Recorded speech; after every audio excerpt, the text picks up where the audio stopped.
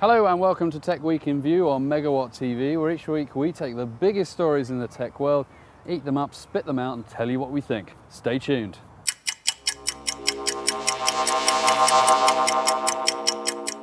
Now we get around a bit, I know what you're thinking, and no, not you darling, that was a long time ago. But we've seen quite a lot of things over the years, and one thing that we saw this week, well, heard the announcement was, suddenly rang some deja vu doorbells. It was quite weird, yes. Range Rover have come out with this idea of having the central console in the car as a dual screen display. Now we're not talking about two screens because that'd just be too simple. It's talking about a screen technology that when you sit in the passenger seat allows you to watch a movie. When you sit in the driver's seat would allow you to see the sat-nav, so where you're going. Suddenly a quick rattle around our pretty empty mind. Realised that we'd seen this before in IFA, a German technology show back in Berlin in 2006. Seems it's taken them quite some time to get the prototype. Whether it's the same prototype we're not sure, but it's certainly the same technology. But what it does open up is a really interesting concept, and one that we certainly like. I'm driving, I can see where I'm going. The person that needs to see where they're going, because they can look out the window, doesn't really need to see the sat-nav information, or maybe it's information about how green the car is, or maybe how fast I'm going.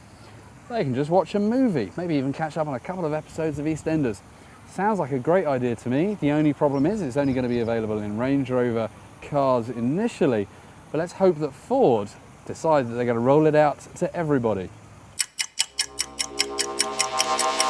So while you were stuffing your face with chocolate Easter eggs at the weekend, there was rumours rumbling that eBay was about to offload Skype, the voice over IP company, to its founders for, well, slightly less than the 3.1 billion they paid back in 2005. Fast forward to later in the week, however, and eBay have actually come out and said that they're not selling it to the founders, they're going to IPO it to the public, giving you a chance to own a piece of the company. When can you get your hands on this valuable stock that sees 405 million subscribers worldwide? Well, not until 2010, which again is interesting itself, purely because eBay clearly believes that now is not the time to start offloading products. Don't forget, they're also trying to offload StumbleUpon at the same time. So 2010, could this be the time when the whole internet tech bubble comes out of recession? Could it be good times are ahead? We'll have to wait for the phone call to find out. So if I was to say the words HD TV, high definition TV, you'd probably have some understanding of what I'm talking about. And that's because the manufacturers from Sony to Philips to Toshiba to Samsung to LG have been pumping those magic words, HD TV, down our throats for the last couple of years as they encourage everybody to go high def. Well, great news is a survey recently conducted in the UK has backed up that claim. 1,000 people, almost 99% said they understood the term HD, with only 1% really having no clue whatsoever. Clearly those crazy people that just sit around the bus stop drinking White Lightning. So what's the good news? Well, the good news is that obviously we all know about HD TV. Woo! So why aren't we all buying HD TVs? Well, that's the bad news. Seems that 45% believe there's not enough HD content around there to buy, and only 1 in 10 are buying a HD TV, probably because it's too expensive or just because there's no content to watch. So what does this mean for everything? Well, it means that while you now know what the term HD TV means, well done, congratulations, you are our star prize winner. Understanding what the whole thing means, chances are it won't make a blind bit of difference. Now, the coolest gadget, or not gadget really, technology I've seen in the last 6 months to a year is wireless power.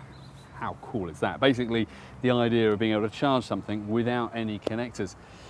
Unfortunately, we're not there yet, but we are perhaps one stage closer in being able to charge our gadgets on the go, with the news this week that Heathrow has teamed up with Samsung to allow you to charge your gadgets when you get to Terminal 1 to 5.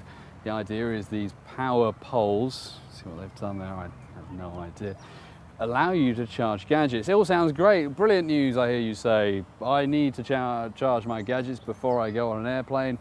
Sounds great. What's wrong with that, Stuart? How can that possibly be anything but good? Well, the trouble is, how are they going to manage this? You're going to get some guy in front that thinks he's going to charge his laptop, his camera, his iPod, his phone. He just suddenly takes out all 5 of these things in this one big power pole. and then sits there for 3 hours charging everything, at which point, well, your 15 minutes that you were just hoping to get some extra juice so you could make a call home, well, you're not going to see it, are you? Maybe they'll charge, but they're not. They said they haven't charging, so I don't know. It all seems great. It seems like a really nice idea, but you just know that there's going to be some greedy electric stealing gadget fiend that has beaten you to all the power sockets before you get there. Well, that's it for this week's show. Hope you've enjoyed it. Why don't you tune in next time for more news, reviews, tips, tricks, opinions, and much more. I'm Stuart Miles. This is Megawatt TV. Thanks for watching.